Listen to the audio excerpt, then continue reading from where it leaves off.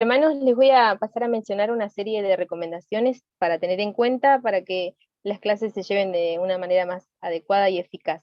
Recuerden, por favor, mantener sus micrófonos apagados. En el caso de que tengan las cámaras encendidas, procuren que el fondo sea un fondo adecuado y recuerden hacer las preguntas en el tiempo indicado por el profesor. De igual modo, pueden dejar sus mensajes y preguntas en el sector del chat. Muchísimas gracias por la atención. Le damos el espacio a la hermana Dilu. Hermanita.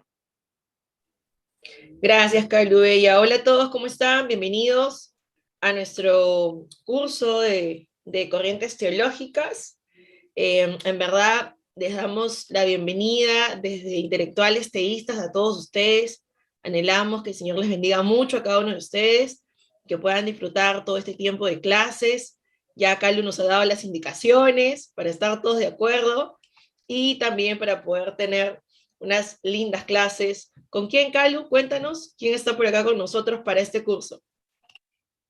Gracias, Dilu. El hermano que va a estar dictando las clases es el profesor Hugo Efraín Vázquez. Él es licenciado en teología, es también magíster en estudios teológicos, se egresó en psicología de la Universidad Técnica Particular de Loja, Ecuador. También fue profesor en el Seminario Bautista de Ecuador y actualmente dirige el ministerio en línea Todo Teos. Ahora vamos de vuelta con vos, Dilú, para que les comentes de qué van a ir las clases. Gracias, Calu. Sí, vamos a dar detalle entonces de las clases, las frecuencias todos los jueves, en las horas 7 de Perú, 8 de New York y 9 de Argentina. Las clases duran exactamente un poquito más de una hora, así que pongan en sus agendas, traigan por ahí el cafecito, el tecito, el mate, y puedan estar todos cómodos para que puedan tener estas clases. Las clases van a ser entonces desde el 1 de septiembre, hoy, con el tema del calvinismo, luego vamos a seguir con el arminianismo, molinismo, pentecostalismo, wow, y de ahí vamos a saltearnos hasta el 6 de octubre, porque el día 29 no hay clases, así que por favor les pedimos que de una vez lo puedan poner en sus agendas para que llevemos correctamente nuestras clases. Si necesitan algún dato más, alguna información, estamos pues la hermana Carla Chambilla, Carla Díaz también, más conocida como Calu, conmigo Dilu Pereda, también tenemos a Martina Torres, que también está a cargo, vamos a hacer el staff, que les vamos a estar apoyando y acompañándolos en estas clases, por si tienen alguna pregunta. Y ahora sí, entonces, con estos detalles, entramos a las clases con nuestro profesor, el hermano Hugo Vázquez. Hermano Hugo, seguimos con usted. Bien, muchísimas gracias. Gracias por la presentación. Gracias por la invitación para participar en este curso. Para mí es un placer. Estoy muy agradecido con todos los hermanos del espacio Intelectuales Teístas por hacer esto y patrocinar este tipo de cursos. Yo encantado siempre que tengo la oportunidad de compartir estos temas. Bueno, voy a compartir yo también mi pantalla. Solo denme un segundo.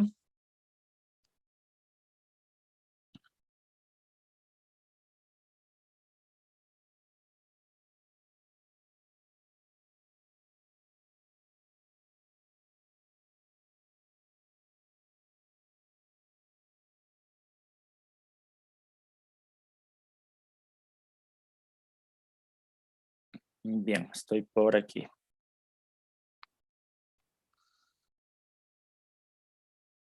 Bueno, nuevamente, gracias a todos también quienes se han dado cita a este curso.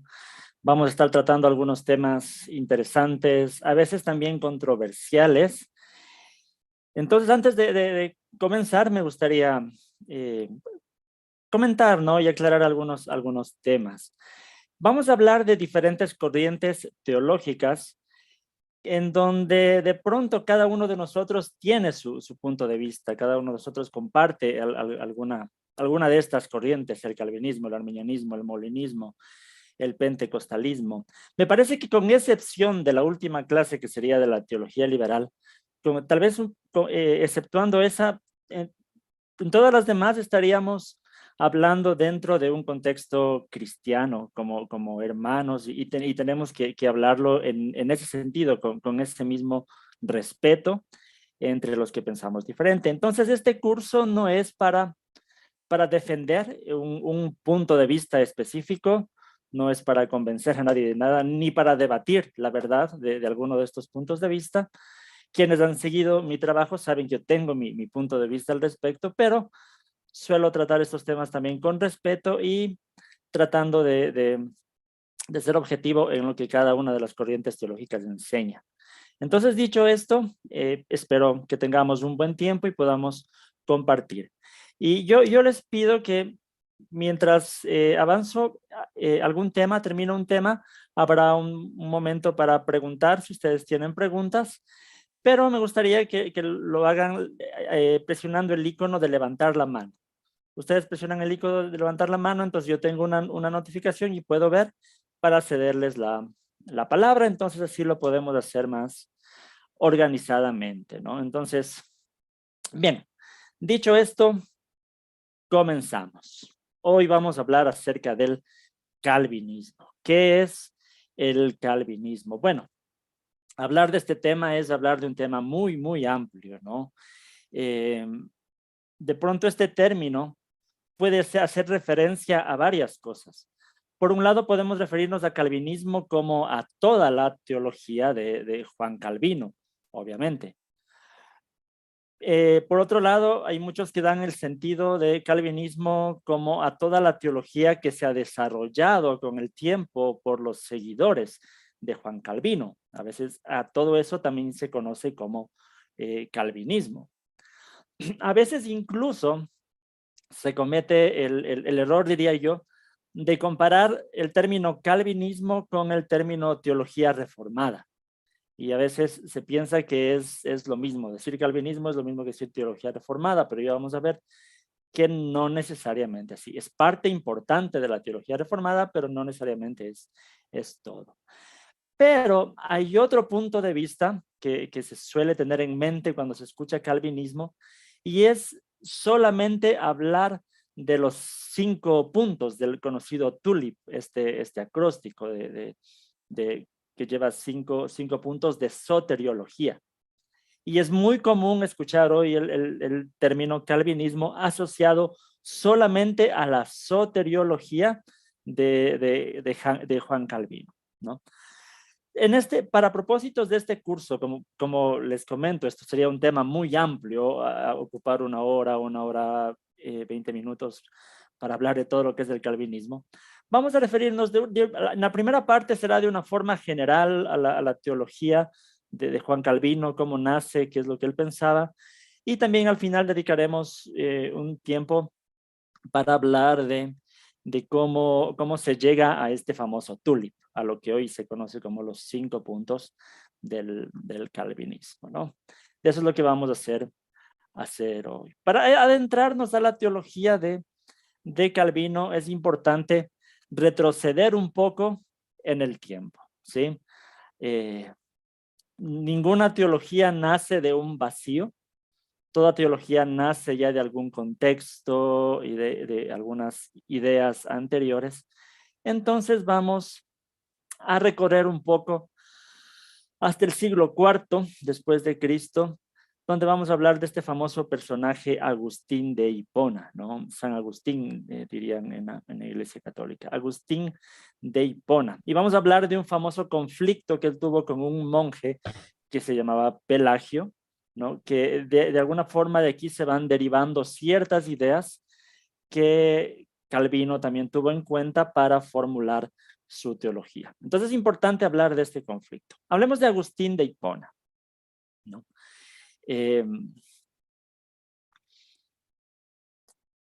Están haciendo algunas preguntas en el chat y hablando de los arminianos. No, eso será la próxima clase, ¿no? El tema de hoy es calvinismo.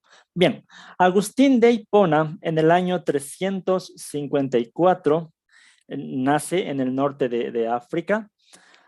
Agustín de Hipona fue un filósofo, antes de ser cristiano, antes de ser teólogo, fue un filósofo, atravesó por algunas corrientes filosóficas, En algún tiempo estuvo con los maniqueos, pero como Agustín mismo explica en su libro, en las Confesiones, él no encontraba respuestas para sus más grandes inquietudes. Y especialmente una de las inquietudes más grandes de Agustín de Hipona era acerca del origen de la maldad. ¿Cómo se origina la maldad? Algo que jugaría un papel importante después en su doctrina, ¿no?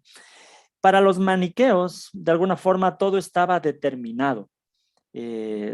Incluso la maldad, todo era determinado, ¿no? Y a Agustín no le agradaba mucho esta idea. Después Agustín recorrió el camino del platonismo y del neoplatonismo también, que encontró un poco más de respuestas. Este fue un punto filosófico, el platonismo, que acompañó a Agustín aún después de ser cristiano. Es muy importante reconocerlo también. Pero cuando Agustín conoce el cristianismo o se decide por el cristianismo, él da una explicación al origen de la maldad con base en el libre albedrío, con base en el libre albedrío tanto de las criaturas angelicales como el libre albedrío de los seres humanos, ¿sí? Al inicio era esa su posición. Pero fue sistematizando su doctrina y podríamos resumir la posición de Agustín de esta manera, en las siguientes etapas del ser humano. Agustín de Hipona decía que antes de la caída, el ser humano puede pecar o puede no pecar, refiriéndose en este caso exclusivamente solamente a Adán y Eva, ¿no? En latín hay una frase que es posse peccare o posse non peccare. Es puede pecar o puede no pecar, es decir, tenían libre albedrío. Pero dice Agustín, después de la caída, el ser humano no puede no pecar, non posse non peccare, no puede no pecar después de la caída. Esa es la condición del ser humano después de la caída. En la tercera etapa es después de la regeneración, después de convertirse en cristiano, se recupera esta libertad de poder pecar o poder no pecar después de ser cristiano. Y en la cuarta etapa, que sería en la glorificación, lo que decía Agustín, ahí el ser humano no puede pecar, no puede pecar. Ya el pecar no será una posibilidad en ese momento, ¿no? Entonces, estas son las etapas de la existencia del ser humano. Ahora, como podemos ver, en esta segunda etapa, después de la caída, que el ser humano no puede no pecar, es lo que hoy se conoce como la depravación total del ser humano. Es necesario entonces que el ser humano reciba la gracia de Dios para que pueda hacer lo bueno y pueda ir a Dios, ¿no es cierto? A la fe cristiana. Así es como nace sistemáticamente la conocida doctrina de la predestinación, ¿sí? Con Agustín de Hipona, en su teología, que parte de la naturaleza del ser humano, que después de la caída no puede por sí solo dejar de pecar o hacer nada bueno y necesita de la gracia de Dios que lo capacite, ¿no? Esto era como Agustín de Hipona veía la existencia, las etapas de la existencia del ser humano, ¿no? Si tienen alguna inquietud, como digo, pueden levantar la mano y podemos comentar algo. Si no, también en el chat podrían escribir si hay alguna inquietud, ¿no? Bueno, para este tiempo también aparece un monje, ¿no? Del cual no se tienen muchos datos históricos, lastimosamente, que es un monje británico que se llamaba Pelagio, ¿no? Lo que más se conoce de Pelagio es precisamente por medio de los escritos de Agustín. Por ahí se conoce más a Pelagio. Entonces, hay muchos que a veces dudan que se le haya hecho justicia histórica, pero bueno, ese es otro tema. La situación es que se conoce más de Pelagio por los escritos de Agustín. Y es que Pelagio reacciona en contra precisamente de estas doctrinas de la gracia, digamos así, de Agustín de Hipona. Pelagio afirmaba que el ser humano no había perdido esa libertad de poder hacer lo bueno aún después de la caída, no heredaba este pecado original o no heredaba esta naturaleza pecaminosa. Lo que heredaba de alguna forma es una naturaleza externa donde hay pecado, pero no como una corrupción en realidad en el corazón del ser humano. Eso es lo que Pelagio decía, ¿no? Veamos algo, una pregunta en el chat. Dice, en la cuarta etapa o estado del ser humano, glorificación, ¿significa que perderíamos la libertad o libre albedrío? No lo veo así. Yo pienso que más bien sería un encuentro con la gracia tan, no sé, tan cercano, que de alguna forma libremente decidiríamos no separarnos de la gracia. Será una experiencia de Dios demasiado plena como para desear hacerlo. Sería mi punto de vista, ¿no? Puede haber otro punto de vista, como vamos a ver aquí en el calvinismo, pues la gracia es algo irresistible, entonces habría la misma respuesta. En ese momento la gracia sería tan irresistible que el ser humano no podría pecar, ¿no? Sí, David dice, o sea, el primero que desarrolló la idea de la predestinación como doctrina. Sí, sistemáticamente y como una doctrina encontramos esto primeramente en Agustín de Hipona. Sí, hay que reconocerlo. Bien, pero estamos ahora en Pelagio. Pelagio reacciona en contra de esto, dice el ser humano no ha perdido el libre albedrío, el ser humano puede hacer lo bueno, puede ir a Dios. Entonces, ahí se da un debate, los escritos de Agustín en contra de Pelagio, Agustín defendiendo su punto de vista y todo esto, ¿no? Ahora, es importante reconocer que en aquel tiempo la iglesia en sí no se fueron en su totalidad ni con Agustín ni con Pelagio, ¿sí? En aquel tiempo muchos teólogos adoptaron una posición que podríamos llamar como semi-agustinismo, incluso otros desarrollaron un semi-pelagianismo, ¿sí? El semipelagianismo sería la idea de que el ser humano sí hereda una naturaleza pecaminosa, una corrupción, pero no es incapacitante del todo, ¿no? Es como estar solamente enfermo, pero todavía tener la posibilidad de hacer lo bueno.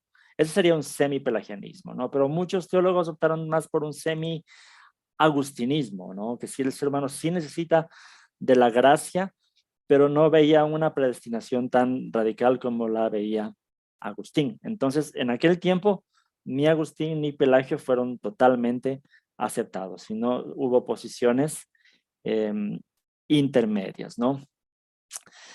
Algo que podemos aclarar es que Agustín nunca habló de una doble predestinación, ¿no? Siempre hablaba solo de la predestinación para salvación. Y hay puntos en su teología que no quería ir más allá sobre qué pasa con las personas que no han sido elegidas. En Agustín es un tema muy complicado.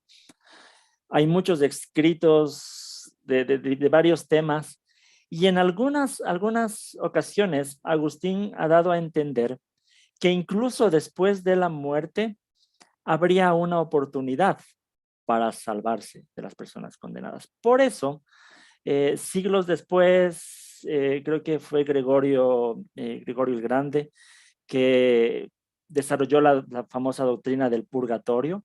Él pensaba que estaba interpretando a Agustín de Hipona. Entonces, solo por mostrar que en Agustín no era muy claro el tema de lo que pasa con las personas condenadas, ¿sí? Agustín se enfocó más en una predestinación para salvación, ¿no? Nicolás nos pregunta en el chat si semi-agustinismo es como calvinista de 4 puntos. No necesariamente. Ya hablaremos del calvinismo de 4 puntos más adelante, ¿no? Ahora, llegamos entonces al tiempo de la Reforma protestante. Yo había dicho, durante el resto de la historia de Agustín en adelante, la iglesia se mantuvo en algunas posiciones intermedias, ¿no? Más cerca de Agustín, pero no tanto eh, como veía Agustín la corrupción tan radical y la predestinación tan radical. Hubo posiciones intermedias. El tiempo de la reforma protestante, ¿no? Martín Lutero y todo esto, todas estas ideas acerca de la predestinación de Agustín tuvieron una influencia notable en los primeros reformadores, ¿no? Entonces, se rescataron conceptos como la depravación total de la naturaleza del ser humano, se rescata. El Martín Lutero hablaba eso, ¿no? En esclavitud de la voluntad. Y se rescata estos conceptos de la salvación solamente por la fe, ¿no? Ariel dice, en la predestinación de Calvino se habla de la herencia espiritual dada por los padres. No entiendo la pregunta mucho. Bueno, después hablaremos de la predestinación de Calvino, ¿no? Estamos un poco ahorita poniéndonos en contexto de la reforma protestante. Se rescata este concepto de la sola gracia y de la sola fe. Ahora, ahí parecía haber un conflicto, ¿no? ¿Somos salvos solamente por fe o somos salvos solamente por gracia? Era el tema de la reforma, porque los dos son principios importantes, sola fe o sola gracia. Lo que podía parecer un problema teológico fue solucionado desde el punto de vista de que se puede colocar a la fe como un resultado de la gracia divina que opera en el ser humano, ¿sí? Es decir, somos salvos solo por gracia, porque solamente por la gracia se puede tener la fe que capacita al ser humano para creer en Jesús. Entonces también es solo fe, sola gracia y sola fe. De esa forma se solucionaba el conflicto y ya no había contradicción ahí, ¿no? Entonces, el tema de la predestinación de Agustín jugó un papel importante en los primeros teólogos reformadores, ¿no? Esto es importante.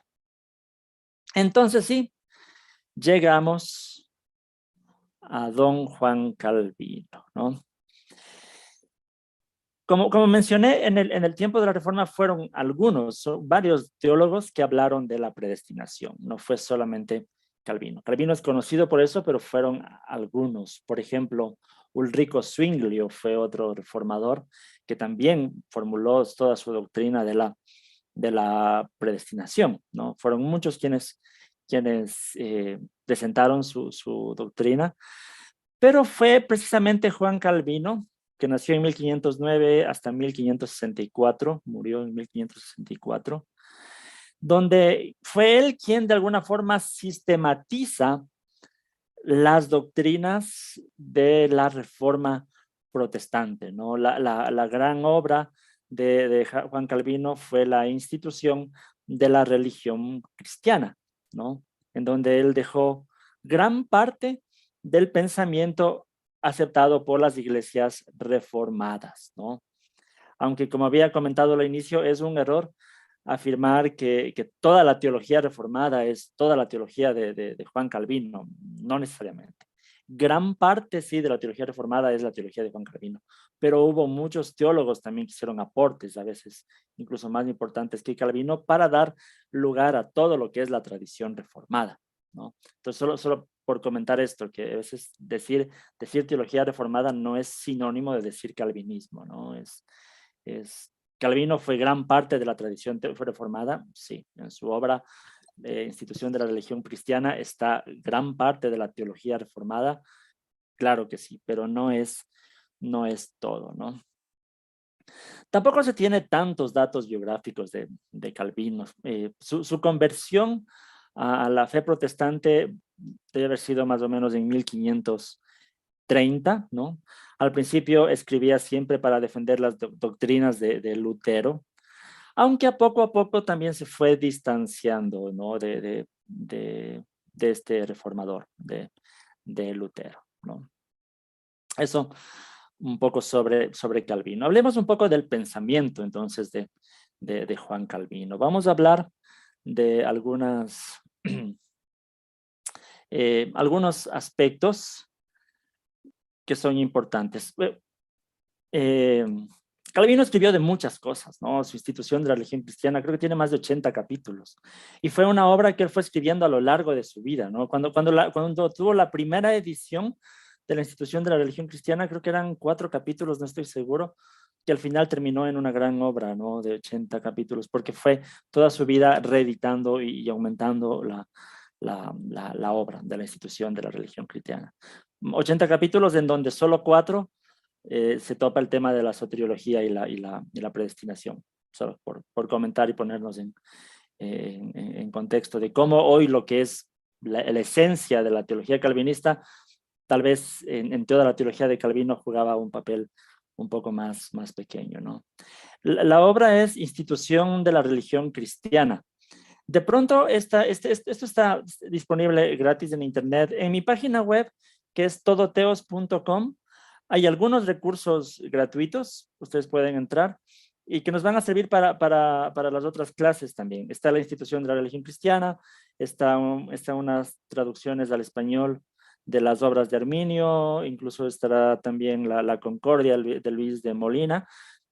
Podrían descargar de mi sitio web si ustedes desean, ¿no? Bien, ahora, la Concordia, iba a decir, en la Institución de la Religión Cristiana, hay muchos temas, vamos a hablar solo de algunos que son ahora importantes para el objeto de esta clase, ¿no? Sobre la soberanía de Dios. Aquí es muy importante esto. Calvino, de alguna forma, reacciona contra todo aquel que quiera decir que dentro de Dios existe, que en Dios existe una voluntad permisiva y una voluntad determinativa, ¿no? Cuando se habla de una voluntad permisiva, es decir, que hay cosas que no están determinadas por Dios, que Dios solamente las permite. Calvino, más bien, de alguna forma veía que todo estaba determinado por Dios. Todo es parte de un decreto divino y todo es para su gloria. Incluso la predestinación, ¿no? Dios se glorifica al salvar a algunos y también se glorifica en reprobar, por su justicia, reprobar a los que se oponen a su voluntad. Ese es el concepto de soberanía de Dios. Vamos a ver después, eso lo haremos la próxima clase, que Calvino se oponía a un concepto de soberanía de derecho. He hablado en otras ocasiones que hablar de soberanía de derecho es cuando se habla que Dios es soberano porque tiene el derecho de hacer lo que Él quiera con su creación, aunque no siempre lo haga, aunque a veces solamente permita ciertas cosas. La teología de Calvino más bien es una soberanía de hecho, es decir, que Dios determina, que si hay algo que no estuviera determinado, Dios no sería soberano, ¿no? Entonces, eso es un concepto más alto y un poco más radical sobre el tema de soberanía de Dios. Ahora, ahí siempre surge el conflicto, y esto hay que admitirlo, ¿no? ¿Y qué pasa con la maldad? ¿Qué pasa con el pecado? ¿Es también decretado por Dios? Aquí quiere decir aclarar que Calvino mismo nunca da una respuesta a esa pregunta. Calvino mencionaba que eso ya es parte del misterio divino, ¿sí? Hacía la afirmación que Dios no es culpable del pecado, como lo hacen las confesiones de fe reformadas, pero el hecho de cómo no es culpable no nos compete a nosotros saberlo, ¿no? Pero al final Dios de alguna forma decreta todo lo que sucede, ¿no? Leonardo dice, ¿se podría decir que Calvino era fatalista? Bueno, no tanto. Bueno, aquí hay un tema que se debe analizar bien, es cómo el calvinismo actual explica este tema con base en lo que ellos conocen como compatibilismo.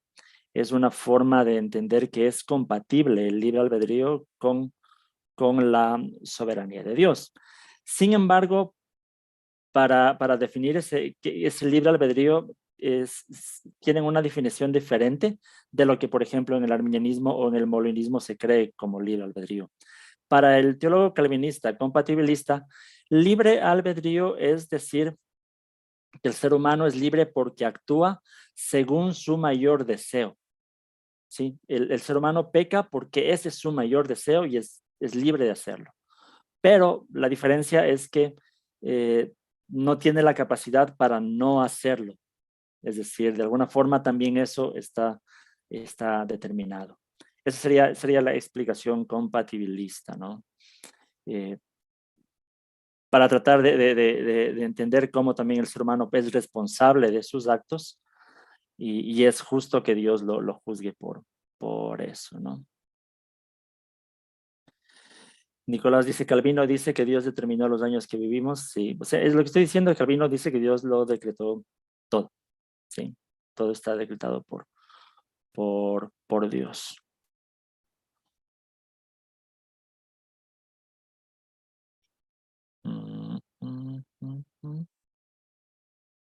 No sé si entiendo perdón, la pregunta, Alberto. Dice, el libre albedrío es solo para nuestra vida terrenal, ya que al final somos juzgados por lo que hicimos, porque si fuera libre albedrío en todo, no seríamos juzgados. ¿Me explico? Tal vez esto se aclare un poco cuando hablemos la próxima semana y la tercera semana cuando hablemos del molinismo, de por qué para Arminio y por qué para Molina el libre albedrío necesariamente, o sea, es necesario precisamente para poder ser juzgados. Si el libre albedrío no existiría, no tendría sentido el ser juzgados, ¿no? Tal vez eso lo hablaremos un poco más adelante. Pero bueno, sobre la soberanía de Dios, esa era la idea de Calvino. Sobre la naturaleza humana, es un tema muy, muy importante. La corrupción de la naturaleza humana es tal que todas las áreas de la existencia del ser humano son malas, ¿no? Y esto es causado por la culpa del pecado de Adán, de lo cual nosotros heredamos no solamente como una naturaleza pecaminosa, sino que desde nuestra concepción ya somos merecedores del castigo divino, ¿sí? Sin embargo, aún a pesar de la caída, Dios muestra una gracia general para toda la humanidad. Esto explica el hecho de que se pueda ver destellos de bondad en las personas que no son regeneradas. Esto explica el por qué incluso en pensadores paganos había destellos de la luz de la verdad, por ejemplo, ¿no? Explica el hecho de por qué no todos son tan malos como podrían ser. Porque nuestra experiencia nos dice que aún sin ser cristianos hay personas que son más nobles que otras, ¿no? Hay asesinos en serie y hay personas que están entregando su vida para una organización sin fines de lucro. ¿Cuál es la diferencia si todos tenemos la misma naturaleza corrupta? Calvino lo explicaba con base en la gracia general, la gracia común, sí, como dice Cecia, ¿no? Es la gracia común. Pero esta gracia común no es una gracia para salvación, obviamente, ¿no? No es una gracia que capacite al ser humano para depositar la fe en Jesús, ¿sí? Para eso se necesita de una gracia especial, que es la gracia salvífica, que es una gracia que está disponible solamente para las personas que Dios eligió, ¿no? Bien, eso sobre la naturaleza humana. Sobre la justificación, al igual que Lutero, también Calvino afirma que la justificación se da solamente por la obra de Jesucristo en la cruz. Y esta obra redentora no es efectiva en todos los hombres, sino solo en aquellos en donde actúa la gracia y actúa la fe, ¿no? Una de las diferencias que justo estaba hoy pensando un poco en esto, entre Calvino y Lutero, es tanto el concepto de la fe. y es que en Calvino la fe tiene un elemento también más cognitivo, ¿no?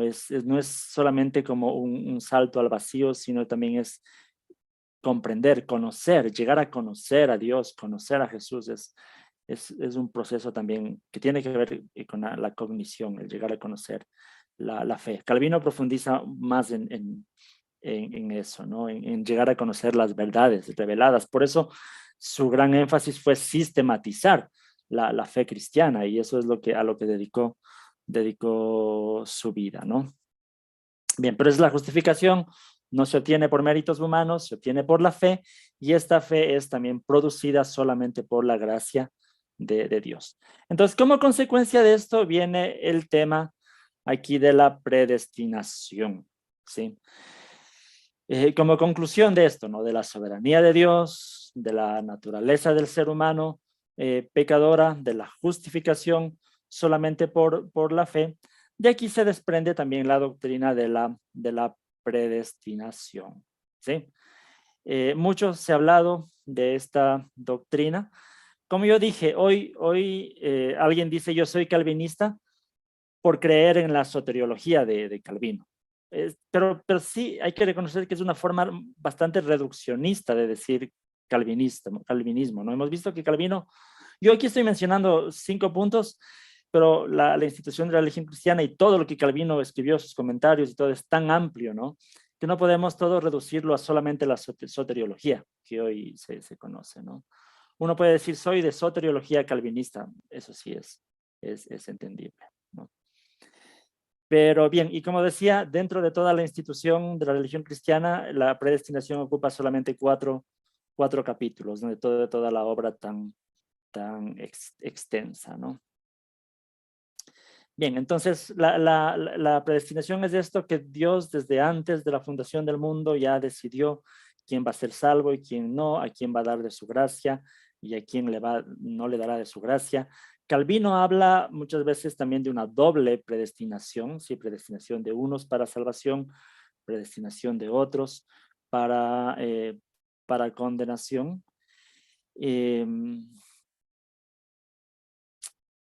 Esa era la predestinación en Calvino. Hay una diferencia de la predestinación de Calvino con la predestinación de Agustín.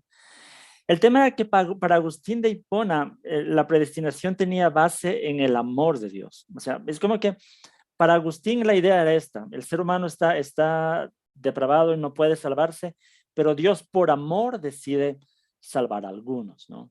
Ahora, claro que Calvino también va a hablar del amor de Dios y todo, pero para él la base de todo, el fundamento de todo, más que el amor, es la soberanía de Dios y la gloria de Dios. Que Dios se glorifica en salvar a algunos y también se glorifica en condenar al pecador, porque está haciendo justicia. Sí, ese sería el tema de la predestinación en Calvino. Es un poco diferente el énfasis que en Agustín. Por eso es que yo digo, Agustín no hablaba mucho tanto de doble predestinación para la condenación también, ¿no? Bien, eso. Ahora, sobre la iglesia quería mencionar también algo ahí interesante, y es que es un aporte fundamental de Calvino también el tema de la organización de la iglesia. El hecho de afirmar que cada iglesia local es libre de elegir sus propios pastores. Sin embargo, estos también deben contar con la aprobación de otro grupo mayor de pastores de otras congregaciones, los cuales van a velar por la correcta predicación de la palabra de Dios y de los sacramentos y todo esto. Ese estilo de gobierno, donde es un grupo de pastores, o un grupo de ancianos, que en el griego es presbíteros, es precisamente el sistema de gobierno que se conoce como presbiteriano. Y es por eso el nombre de las iglesias actualmente presbiterianas, que tienen sus raíces precisamente en la teología de Juan Calvino, ¿no? Y es que también, este es otro tema. Lo que para Calvino era, digamos, una propuesta. Para Calvino era una propuesta de gobierno de iglesia, este tipo de gobierno presbiteriano. Hoy para algunos es fundamental, ¿no? El tipo de gobierno presbiteriano. Entonces, es solamente mostrar cómo a veces solo ciertos aspectos de la teología se ha dado tal vez más importancia que lo que el mismo Calvino dio importancia, ¿no? Entonces, eso pasa con cualquiera de otro teólogo, ¿no? Ahora, esto sobre Calvino, es necesario afirmar que Calvino hizo un aporte importantísimo en el desarrollo posterior de la doctrina protestante, ¿sí? Pero comento un poco esto también para entender que hoy leer a Calvino desde cómo hoy se entiende a veces el calvinismo, a veces no es del todo exacto, ¿no? Que cómo Calvino vio las cosas, ¿no? Pero es innegable el aporte de Calvino, la importancia de Calvino en la teología. Como muchos saben, quienes han seguido mi trabajo, mi canal, yo no soy calvinista, pero yo no puedo negar la importancia de la teología de Calvino. Sí, Arminio mismo admiraba a Calvino, ¿no? Eso es importante. Y Arminio mismo recomendaba leer a Calvino. Entonces, por eso digo, tal vez la diferencia de Arminio con Calvino era solamente un punto de la soteriología, pero no, Arminio siempre se consideró calvinista, porque todo el calvinismo no se centraba solamente en la soteriología, ¿no? Bueno, hasta ahí con el tema de la teología de Juan Calvino, ¿no? Bien, ahí hay un comentario de María Isabel. Sí, sobre el tema de la predestinación, ahí está el debate. Ya vamos a hablar, la próxima semana hablaremos de otro punto de vista. Pero sobre Calvino, no sé si alguien tiene inquietudes sobre esto. Si alguien quiere comentar y hablar a veces para entendernos mejor que en el chat, puede levantar la mano, le activamos el micrófono y podemos dialogar, si alguien tuviera una inquietud. Nicolás, por favor. Bueno, hay muchos aspectos de Calvino que a veces no se alcanzan a abarcar, ¿no? Por ejemplo, ¿qué creía Calvino en cuanto al tema de los instrumentos musicales o en cuanto a la música en la iglesia? Porque vemos que Lutero era muy apegado a la iglesia, ¿no? Pero Calvino, ¿qué pensaba al respecto? ¿Se sabe que haya hecho algo? Probablemente sí tenga su posición. En realidad yo no tengo el dato ahorita de cuál sería específicamente la perspectiva de Calvino sobre la liturgia en el culto. En realidad mentiría si dijera que tengo ese dato de Calvino. Así que. Y en cuanto al tema de la Santa Cena, yo sé que Lutero y Calvino disentían, ¿no? Pero de pronto un poquito, ¿por qué Calvino no veía literalmente la Santa Cena como si la veía Lutero? Digamos que en Lutero vemos la tradición, en Calvino vemos qué textos, o sea, o en qué se basaba Calvino para decir que no era literal. Sería interesante pensar en eso, ¿no? Ya. Sí, sobre ese tema sí podemos comentar. No lo había incluido aquí porque de pronto a veces no tiene mucho que ver con la soteriología, que es lo que íbamos a hablar. El tema es el siguiente. Lutero continuó con mucho de la tradición católica en ese respecto y de la interpretación católica. Lo que Lutero negó fue el tema de la transubstanciación. Pero eso ya es un tema bastante filosófico, ¿no? El tema de que los elementos cambien su sustancia sin cambiar la esencia, ¿no? Y que el pan siga siendo pan, el vino vinos, y como elementos, pero la esencia es el cuerpo y la sangre. Eso es lo que Lutero negó, la transubstanciación. Pero Lutero sí afirmaba la consubstanciación. La consubstanciación es la creencia de que de alguna forma Jesús está presente en los elementos. No se convierte en los elementos, pero está presente en los elementos. Ante esta doctrina de Lutero, que era como más a la tradición católica, se reacciona primero Ulrico Zwinglio, ¿no? Ulrico Zwinglio fue un reformador también, Él lo veía todo solamente de manera más simbólica, como la mayoría de iglesias evangélicas vemos hoy, ¿sí? Solamente como un símbolo, más que todo un recordatorio. Lo que hace Calvino, de alguna forma, es tener una posición media entre Lutero y Zwinglio. Calvino, eso tiene que ver mucho con la cristología también. Lutero, de alguna forma, al aceptar que el cuerpo de Jesús puede estar presente en los alimentos, estaba admitiendo que el cuerpo de Jesús también tenía la propiedad de la ubicuidad, es decir, de poder estar en varios lugares al mismo tiempo, ¿sí? Calvino, en cambio, en su cristología, él afirmaba que el cuerpo de Cristo está presente en un solo lugar, en el cielo, en la presencia de Dios, ¿no? Y de alguna forma, cuando alguien participa de la cena, es como espiritualmente transportado a la presencia de Dios, ¿no? No es tan simbólico solamente como para Zwinglio, es más sagrado, sacramento en este sentido, ¿no? De ser transportado, estar en la presencia de Dios. Pero no es que Jesús del cuerpo esté literalmente ahí. Esa es, podría decir, un poco la diferencia entre la Eucaristía de Lutero y de Calvino, ¿no? Bien, Georges tiene levantada la mano. Georges.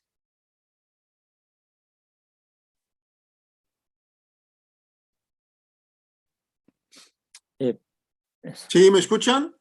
Sí, ahí sí. Uh-huh. Sí, buenas noches. Buenas noches. Muchas gracias primero por el trabajo.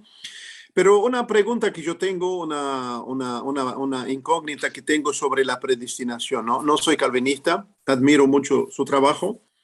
Una pregunta que la tiro al aire, ¿no? ¿Qué hacemos con tantos versículos que apuntan a una predestinación clara en las Escrituras? Digo, aclaro, yo no soy, no apoyo el tema completo de la predestinación, pero no puedo negar que existen diversos versículos en las Escrituras que claramente aclaran una predestinación de parte de Dios. Sí. Digo, ¿cómo respondería a esos montones de versículos que nosotros tenemos que están claros en las Escrituras? Sí, entiendo, mi hermano. La idea es esta. La idea es que negar la predestinación, nadie podría negar la predestinación porque está el término, está la palabra, está la idea de la predestinación. Lo que otros puntos de vista, como el arminianismo, niegan es que la predestinación sea incondicional.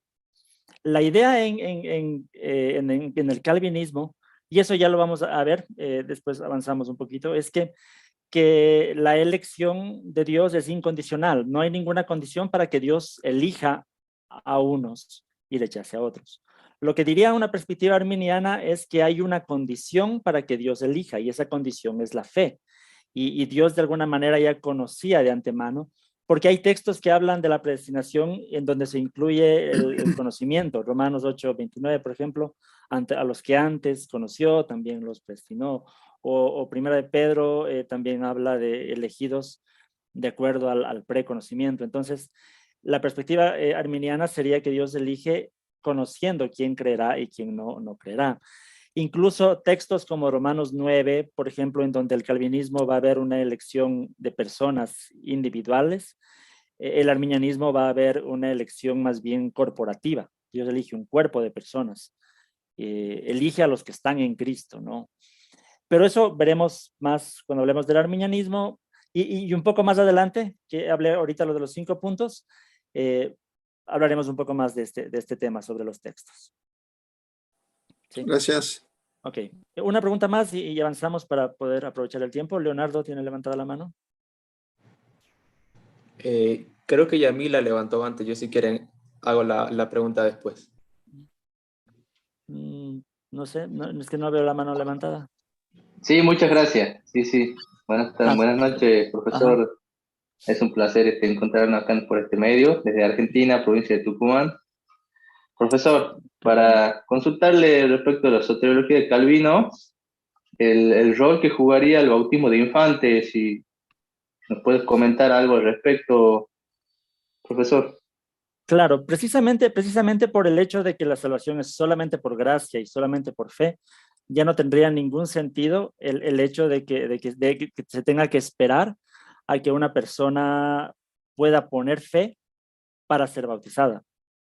Porque ya en ese caso sería como la fe como un tipo de mérito. Entonces, si es solo por gracia al bautizar, por un lado es eso, ¿no? Es reconocer que es solamente por gracia, y por otro lado tiene mucho que ver también la teología del pacto. Esto de la teología del pacto es hacer una relación también, lo que es del bautismo en el Nuevo Testamento, con, por ejemplo, la circuncisión en el Antiguo Testamento. Por medio de la circuncisión se pasaba a ser parte del pacto de Dios, del pueblo de Dios. Entonces, el bautismo sería un paralelo en ese sentido. Por eso, un calvinista sigue bautizando niños. Si hablamos de calvinismo con todo lo que es el calvinismo, ¿no? Como digo, hoy a veces se limita solo a los cinco puntos de la soteriología. Bien, muchas gracias. Esa sería la idea. Vamos a avanzar un poquito porque tengo más material y se está corriendo el tiempo, ¿no? Bien. Ahora llegamos a otro personaje. No es tan conocido, pero es muy importante. Don Teodoro de Beza. A la muerte de Calvino, uno de sus sucesores fue precisamente Teodoro de Beza. Él se dedicó a propagar, a popularizar la teología de Calvino, aunque para muchos, todas las cosas que enseñó Teodoro de Beza, muchas no hubieran sido aceptadas por Calvino mismo, ¿no? Ya que Teodoro de Beza dio este paso que tanto Agustín y tanto Calvino no quisieron dar y se quedaban en el misterio. Teodoro de Beza ya dio ese paso al afirmar que de alguna forma Dios decreta la maldad, Dios decreta el pecado. ¿Y por qué? ¿Por qué es esto, no? Al pensamiento de Teodoro de Beza se le suele llamar como supralapsarianismo. Ya voy a explicar esto. Actualmente el calvinismo tiene estas dos posiciones o estos dos puntos de vista dentro del calvinismo. El uno es el supralapsarianismo y el otro es el infralapsarianismo. Este nombre tiene que ver por los decretos divinos. Y es de esta manera, ya les explico. El supralapsarianismo, es decir, la doctrina de Teodoro de Beza, era la siguiente. Teodoro de Beza decía que el primer decreto de Dios fue el de elegir a algunos y reprobar a otros. Una vez que ya Dios decide elegir a algunos y reprobar a otros, el siguiente decreto de Dios es la creación del mundo. Y entonces el tercero es la caída. Pero la caída, desde esta perspectiva, sería ya con el propósito de elegir a algunos y reprobar a otros. Y luego de la caída viene la justificación, o sea, la salvación de algunos. Si uno analiza este sistema supralapsariano, uno ve que la caída no es que fue permitida por Dios, sino que la caída tuvo el propósito de Dios para poder salvar a algunos y reprobar a otros. Ese es el supralapsarianismo. Hoy en día no muchos calvinistas son supralapsarianos. Por lo menos la mayoría de los que yo conozco no afirman el supralapsarianismo. Más bien afirman lo que es el infralapsarianismo, que es el siguiente. El infralapsarianismo es la creencia de que Dios primero decreta crear el mundo y como segundo decreto es la caída. Pero por causa de la caída viene el tercer decreto de elegir a algunos y reprobar a otros. Entonces, en este caso, no es que Dios activamente decreta la caída para reprobar a algunos y para salvar a otros, sino más bien es como que Dios permite la caída y luego decide por causa de la caída decide salvar a algunos y reprobar a otros. Y el cuarto decreto sería la justificación. Esto es el infralapsarianismo, es una forma un poco más moderada de ver el calvinismo, porque el supralapsarianismo tiene obviamente serias objeciones. Muchos van a objetar el supralapsarianismo al decir que de alguna forma hace a Dios autor del pecado. Obviamente mis hermanos supralapsarianos tendrán sus explicaciones, pero es difícil el tema desde el supralapsarianismo. La mayoría de calvinistas que yo conozco han optado por el infralapsarianismo, que es una forma más moderada de calvinismo, ¿no? Ahora, estamos sobre el supra y el infralapsarianismo, que son dos corrientes dentro del calvinismo, ¿no? Ahora, ¿qué pasa en este tiempo? Aparece el famoso Jacobo Arminio, contemporáneo de Beza, ¿no?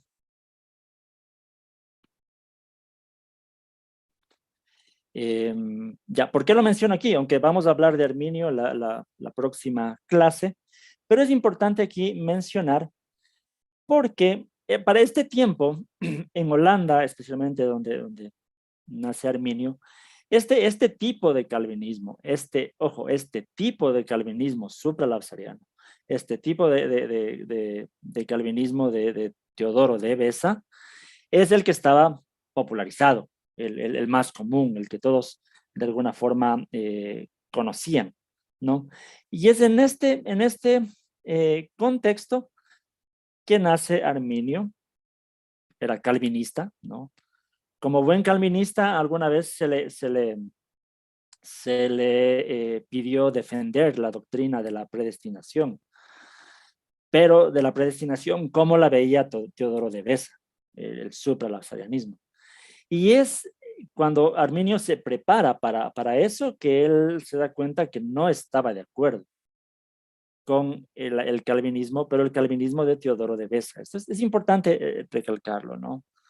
Que a veces las reacciones son por los extremos y eso suele causar problemas.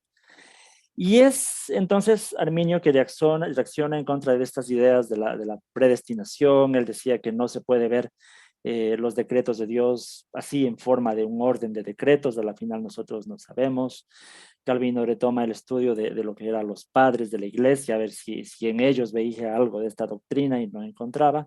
Y bueno, ya hablaremos de Arminio la siguiente semana.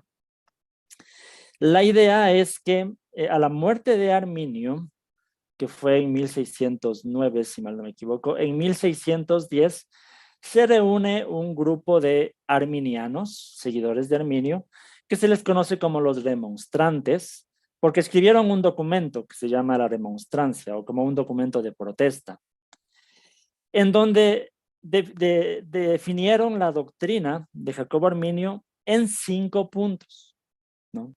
Entonces, los primeros en escribir los 5 puntos fueron los arminianos, los remonstrantes.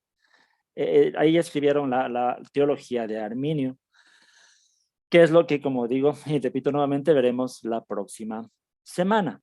Pero, frente a esto, unos años después, en 1618, se reúne un sínodo en Dort, es el famoso sínodo de Dort, en Holanda, que también durante 7 meses y desde 1618 hasta 1619 se reunieron para refutar los 5 puntos de los remonstrantes, ¿no? Lo que se conocería como los 5 puntos del arminianismo. Entonces, en todo este tiempo se hizo este sínodo. Ahí habría el conflicto histórico. Para muchos, los arminianos no pudieron participar, para muchos no fue muy justo, qué sé yo, ya hablaremos un poco más la próxima semana. Pero la idea es que ahí en el sínodo de Dort se responden a cada uno de los 5 puntos y se plantean otros 5 artículos que son los cánones de Dort, ¿no? ¿Qué es lo que da origen a lo que es hoy los 5 puntos del calvinismo, ¿no? Hoy se los conoce con el acróstico TULIP, ¿no? Pero en ese tiempo no estaban presentados así como ese acróstico. Calvino mismo nunca pensó en un TULIP ni en 5 puntos, ¿sí? Como dije, la obra de Calvino fue tan extensa que su soteriología no era lo más importante de toda su obra. Para este punto en donde se estaba entrando en conflicto entre el arminianismo y el calvinismo, ahí sí se centran en la soteriología y se resume la soteriología de Calvino en estos 5 puntos que responden a los 5 puntos de los arminianos. El acróstico TULIP es un uso más reciente, ¿no? No se sabe exactamente quién sería la primera persona que se le ocurrió organizarlos como el TULIP, pero es algo reciente, ¿no? El TULIP solamente es para darle un orden más, a veces lógico, a los 5 puntos de los cánones de Dort, ¿no? Bien. No sé si alguien tiene hasta aquí, antes de pasar a estos 5 puntos, alguna inquietud más sobre esto que hemos hablado, sobre el absarianismo, infralapsarianismo, los demonstrantes, los cánones de Dort. No sé si hay inquietudes. Leonardo, por favor. Sí, yo tengo una pregunta respecto al supralapsarianismo. ¿Se podría considerar que el supralapsarianismo es lo que se le conoce como doble predestinación? Sí, exactamente. Porque para el supralapsarianismo es activo el que Dios, antes de la caída mismo, ya decide salvar a unos y decide condenar a otros. En el infralapsarianismo es como que Dios decide salvar a algunos y decide dejar a los otros en su condenación, porque en el infralapsarianismo primero es la caída y como consecuencia de la caída, Dios decide salvar a algunos y decide dejar a otros en su condenación. Pero en el supralapsarianismo primero es la elección de salvar a unos y condenar a otros, aún antes de la caída. Entonces Dios ya decide activamente salvar a algunos y decide condenar a otros. Y para cumplir su propósito, decreta la caída. Por eso es que digo, el supralapsarianismo es un poco más extremo en este sentido. Ahí tengo otra pregunta. ¿Eso se podría ser considerado como el hipercalvinismo entonces? No necesariamente. Eso sí quería aclarar. Actualmente hay una corriente que se le suele llamar hipercalvinismo, pero no tiene que ver con el supra o con el infra, sino con llevar cada uno de estos puntos del TULIP, llevarlos a un extremo más en el sentido de aplicación práctica. Por ejemplo, si el calvinismo habla de una elección incondicional, que Dios elige a los que Él quiere salvar, independientemente de las obras humanas, un hipercalvinista diría, pero entonces no tenemos ni siquiera que evangelizar. ¿Para qué evangelizamos? No tiene sentido la evangelización. Esa sería una posición hipercalvinista. Pero el hipercalvinismo, o sea, los mismos calvinistas actualmente consideran al hipercalvinismo como error, no lo aceptan, no lo consideran como un calvinismo. ¿Sí? Mientras que el supra y el infra sí son temas dentro del calvinismo, ¿no? Flor tiene levantando la mano. Hola, profe. ¿Es peligroso creer en la doble predestinación? Bueno, son preguntas de alguna manera comprometedoras porque, como yo digo, yo quiero ser respetuoso con cada punto de vista, ¿no? Si me preguntan mi punto de vista, yo no soy calvinista y tengo que aclararlo, incluso estoy transmitiendo esto en mi canal de YouTube y la gente en YouTube me conoce, ¿no? Yo no soy calvinista, de hecho tengo algunos videos de crítica a ciertos aspectos del calvinismo. Entonces, si me pregunta mi punto de vista, yo creo que el supralapsarianismo es peligroso, y más que peligroso, es complicado dar una explicación acerca de temas como la bondad de Dios, el amor de Dios, la benevolencia de Dios, ¿no? Es como que el atributo de la gloria, de querer glorificarse, está por sobre todo lo demás y de pronto no hay un balance en eso. Y para mí es complicado mirar un Dios de amor en el supralapsarianismo específicamente. Yo sé que el infra es más moderado en ese sentido, pero el sufra yo tengo mis dificultades. Pero como digo, es mi posición personal y yo sé que, como habíamos comentado, no quiero en este curso ponerme a debatir ni a tratar de convencerles de alguna perspectiva. Estoy simplemente informando lo que cada uno de estos puntos de vista cree, ¿no? Bien, no sé si hay alguna inquietud más. Déjenme revisar si es que algo en el canal de YouTube también nos están preguntando algo.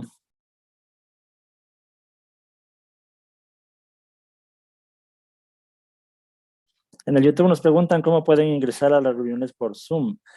Ahí tienen que comunicarse con mis hermanos del espacio Intelectuales Teístas. Ellos están organizando este curso, están proveyéndolo gratuitamente y ellos están a cargo de todo esto. Yo pondré de pronto un enlace. Me imagino que sí pueden sumarse para las siguientes clases, ¿no?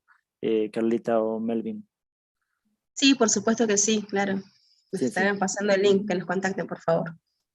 Sí, entonces ahí están mis hermanos de Intelectuales Teístas. Incluso están etiquetados, creo, en el video de YouTube, en la descripción. Está etiquetado el canal de ellos también.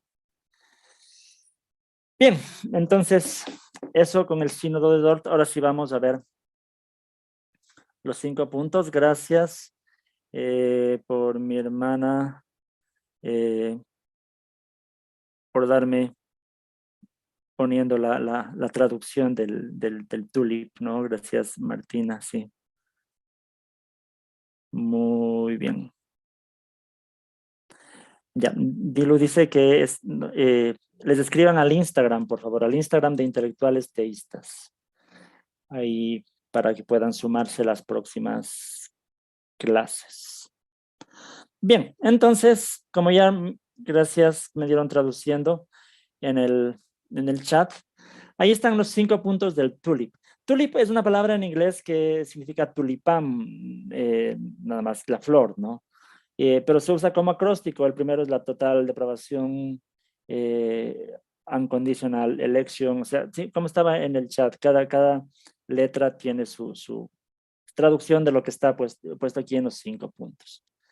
Estos 5 puntos, como mencioné, fueron la respuesta del sínodo de Dort a los 5 artículos de los remonstrantes, de los arminianos. El primer punto es el de la depravación total. Ya lo mencioné mucho, tanto por Agustín, por Calvino, pero de pronto se puede mencionar textos bíblicos, ¿no? Para, sí, mencionar que el calvinismo tiene su fundamento bíblico, obviamente. Romanos 3, todo el capítulo de Romanos 3 es precisamente para mostrar que todos son pecadores, todos han pecado, que todas las áreas del ser humano están afectadas por la caída, ¿no? En el Salmo 51:5 también se dice que desde el nacimiento uno es pecador, ¿no? Es un énfasis precisamente en eso, en que el ser humano hereda una naturaleza que le incapacita para hacer lo bueno, ¿no? Esa es la depravación total. Hay que aclarar que hay calvinistas que no les gusta usar el término depravación total, porque a veces total es como que da la idea de que un ser humano es tan malo como podría llegar a ser, o sea, es totalmente malo. Y como vimos, o sea, en la experiencia de la vida no se trata de eso, sino más bien es total porque todas las áreas del ser humano están afectadas por la caída, ¿no? La caída de Adán. Todo ser humano a partir de Adán nace muerto espiritualmente, como dice Romanos 5:12. Por tanto, como el pecado entró en el mundo por un hombre y por el pecado la muerte, así la muerte pasó a todos los hombres por cuanto todos pecaron. Podría aclarar un poco, adelantándome a lo que veremos la próxima semana, que este es un punto en común con el arminianismo, ¿no? A veces he escuchado y he leído comentarios incorrectos cuando se pone los 5 puntos del arminianismo y se pone como un punto de depravación parcial. Es totalmente un error, ¿no? Es tal vez no haber leído directamente ni a Arminio ni a los remonstrantes. El arminianismo también cree en la depravación total. Ese sería un punto en común. La diferencia sería en este segundo punto, que es la elección incondicional. Como habíamos mencionado, como consecuencia de la depravación total, al saber que el ser humano no puede salvarse por sí mismo, Dios decide dar su gracia a ciertas personas. Dios decide quién va a creer y quién no, y a estas personas les da de la gracia. Por eso en Efesios 2:8 dice, porque por gracia somos salvos por medio de la fe, y esto no es de ustedes, es un don de Dios. Entonces, como que este regalo de Dios está disponible solo para ciertas personas que Dios eligió desde antes de la fundación del mundo. Tenemos muchos textos, ¿no? Todo Efesios 1, que como ya mencionamos, habla del tema de la predestinación. Ya veremos cómo el arminianismo lo interpreta, pero para el calvinismo implica una elección incondicional, que Dios eligió personas. Cuando en Efesios 1 más bien es que hemos sido elegidos para ser parte de su pueblo, o como en Romanos 8:29 también, que a los que antes conoció también los predestinó para ser transformados conforme a la imagen de su Hijo. Entonces hay también otras formas de interpretar este tema. Pero bueno, la idea del calvinismo es que la elección es incondicional. Dios simplemente elige bajo sus propias normas soberanamente a quién dar una gracia salvadora y a quién no darle una gracia salvadora. El tercer punto es la expiación limitada. Entonces, también es como consecuencia, ¿no? El tulip está hecho como para ir viendo lógicamente los pasos. Si el ser humano está depravado, Dios tiene que elegir a quién salvar, y Jesús se entrega en la cruz solamente por los que ha elegido. Esa es la idea de la expiación limitada. La muerte de Jesús tiene la intención de pagar el pecado de solamente las personas que son elegidas. Es decir, Jesús no murió por todos los seres humanos, sino solamente por los elegidos, ¿no?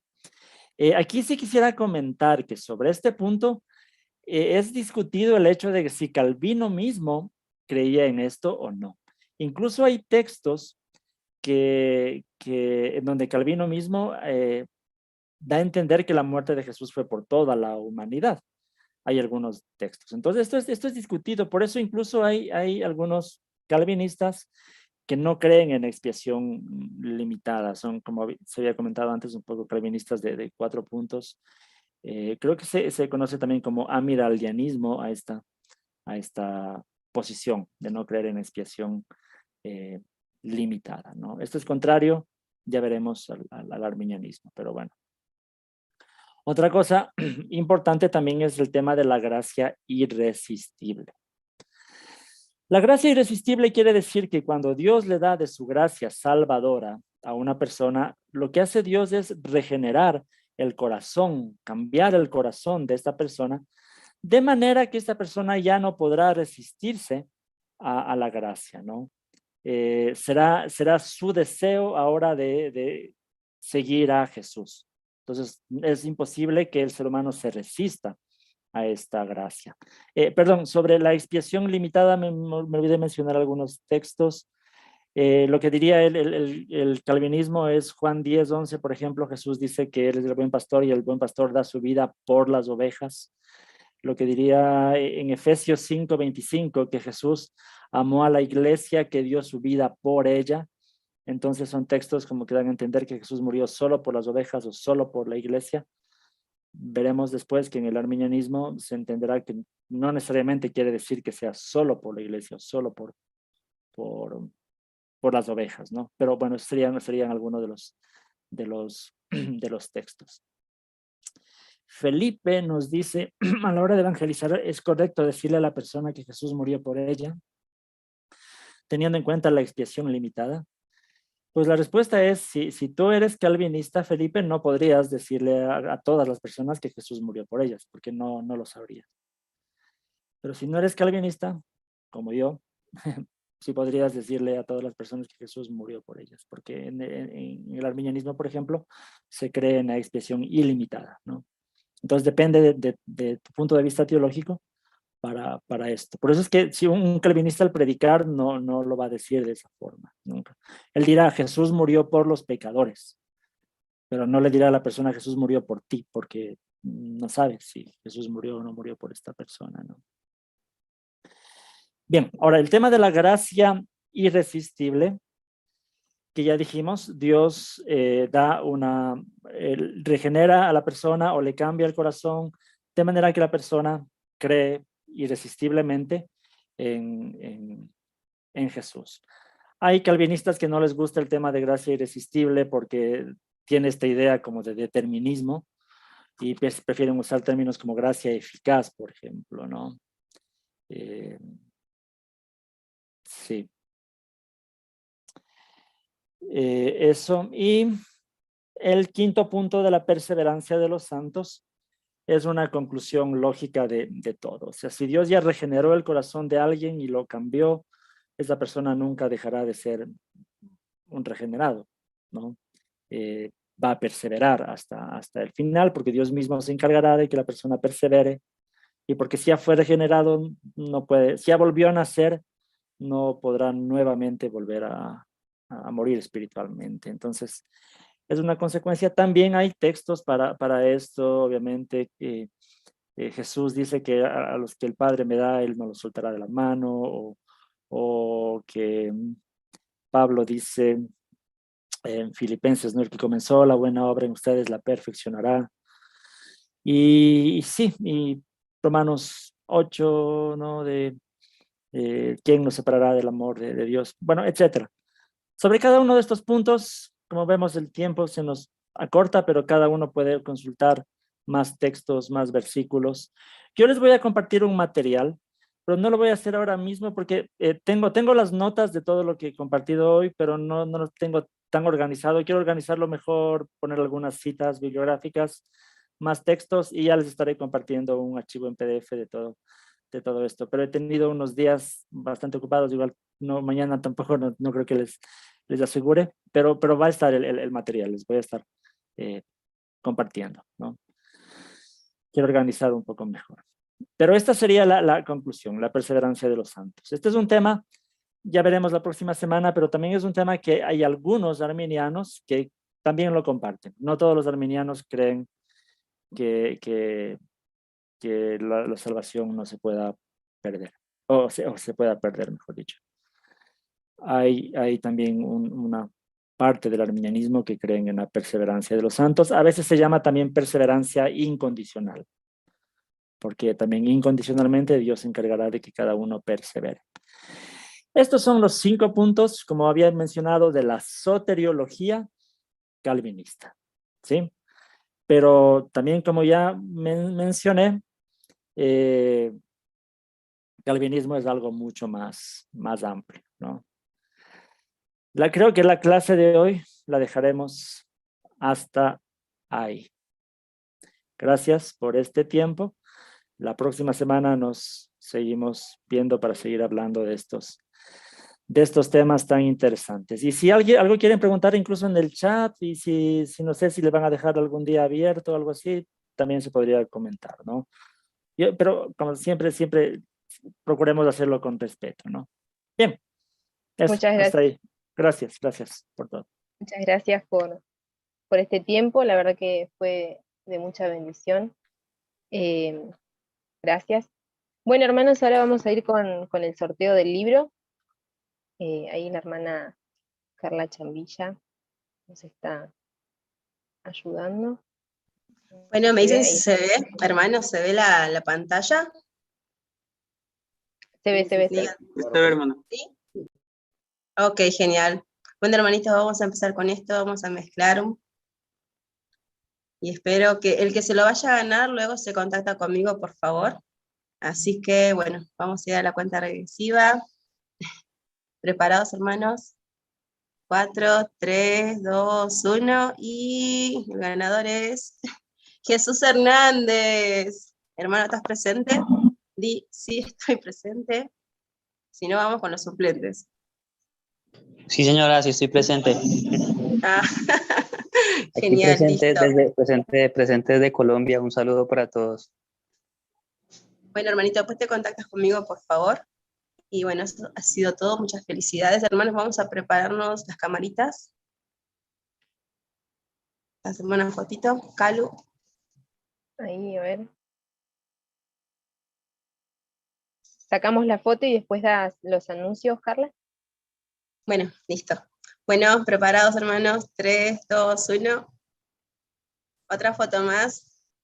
Vamos a acomodarnos el pelo. Venís. 3, 2, 1. Una más y ya está. 3, 2, 1. Listo.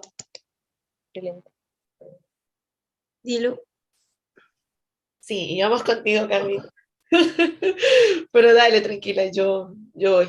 Bueno, gracias, hermano Hugo, por esta clase. Gracias a todos por conectarse. Voy a darles los anuncios, luego pasaremos a hacer una oración y luego ya nos despediremos. Nos vemos, el Señor, mediante la próxima semana a las horas que cada uno tenga: 7 de Perú, 8 New York, 9 de Argentina y todos los países que se han conectado. Así que bueno, vamos a orar. Les pedimos que estén atentos también a las publicaciones, a los copies que les estamos pasando con el link de Zoom. Invitan también a más hermanos, amigos, que les interese conocer más acerca de estos temas, de las corrientes teológicas.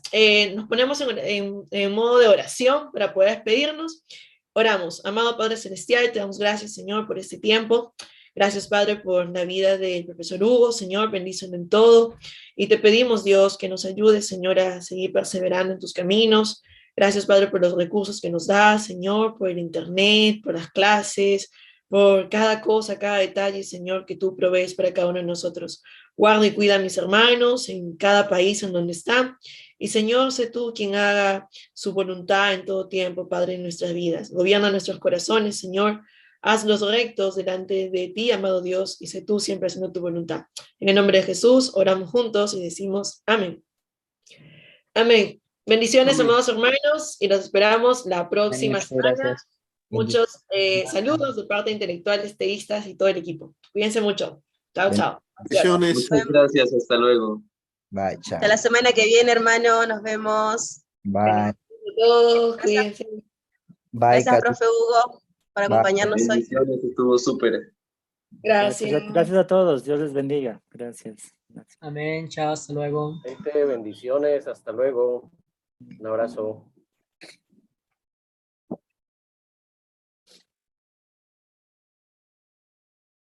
Bueno, ya terminamos. Muchísimas gracias, hermanos, por acompañarnos el día de hoy. Gracias, profe.